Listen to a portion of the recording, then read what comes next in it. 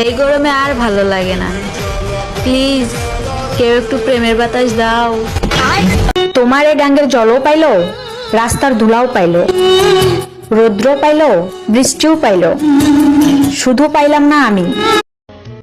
কে বলল প্রেমে পড়ার আগে ভাবা উচিত ছিল? সে কি জানে পর মানুষ দুঃখ দেওয়ার অধিকার রাখে না, দুঃখ তো আপন মানুষেরাই দেয়।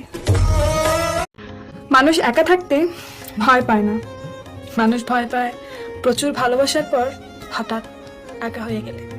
তোমার সাথে বলতে না পারা হাজারো কথা আমি নিজের সাথে বলতে বলতে ঘুমিয়ে যাই। আমি খুব সাধারণ, তবে সস্তা নয়। অল্প দিনের পরিচয় হলেও সবাইকে খুব কাছের ভাবি। নিজের বিষয়ে সব কথা শেয়ার করি বলে এটা আমার দুর্বলতা ভেবো না। আমিও নিজেকে পরিবর্তন করতে পারি। যে এখন আমার ভিডিওটা দেখতেছে, আল্লাহ আমি একজন মুসলিম হিসাবে দোয়া করি তুমি তাকে সবসময় হেফাজতে রাখিও এবং কি তার নেক হায়াত বাড়িয়ে দিও, তার উপর তুমি তোমার রহমতের ছায়া নাজিল করিও। আর আপনি যদি একজন মুসলিম পরিবারের সন্তান হয়ে থাকেন তাহলে অবশ্যই ভিডিওতে আলহামদুলিল্লাহ। আপনার কর্মজীবনের পেশা যেটাই হোক না কেন, আমি দোয়া করি আল্লাহর জন্য আপনাকে সবসময় সুস্থ এবং কি ভালো রাখে, কারণ কর্ম করে খাওয়াটা ভালো কাজ। তুমি যে আমার ভিডিওটা দেখতেছো তোমাকেই বলতেছো, তুমি কি আমার সত্যি ভিডিওটা দেখছো নাকি না দেখেছো? আমি চাই আমার এই ভিডিওটা যেন একটা ভালো মানুষের সামনে পড়ে। আর যে এখন ভিডিওটা দেখতেছে সে আইডিতে ফলোয়ার কম বলে, তো তোমার মতো একটা ভালো মানুষের একটা কমেন্টের খুবই প্রয়োজন। কমেন্ট করে যাইও, কারণ একটা ভালো মানুষের সামনে আমার ভিডিওটা পড়েছে।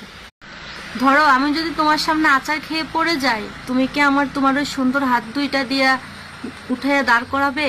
ওগুলোতে ফলোয়ার কম বলে তোমরা ভিডিও দেখো কিন্তু লাইক শেয়ার ফলো করো না, কিন্তু কেন? আমাকে কি ভালোবাসো না? কমেন্ট করে জানাইও। আপনি যে আমার ভিডিওটা দেখতেছেন, যদি আপনি মধ্যবিত্ত ফ্যামিলির হয়ে থাকেন বা নিম্নবিত্ত ফ্যামিলির হয়ে থাকেন, আমি দোয়া করি আল্লাহ যেন জীবনে একবার হলো আপনাকে হজ করার তৌফিক দান করে। কি বলতেছি, তুমি কি আমার উপর রাগ করেছো? মানে ভিডিও দেখো কিছু বলো না তো, ওই জন্য। পুরুষদেরকে সম্মান করা উচিত, কারণ তারা স্বার্থ দেখে ভালোবাসে না। তারা যদি স্বার্থ থেকে ভালোবাসতো তাহলে কখনো বড়লোক ফ্যামিলির হয়ে গরিব ফ্যামিলির মেয়েদেরকে বিয়ে করতো না, এবং কি বিয়ে করে রানীর মতো সম্মান দিয়ে রাখতো না।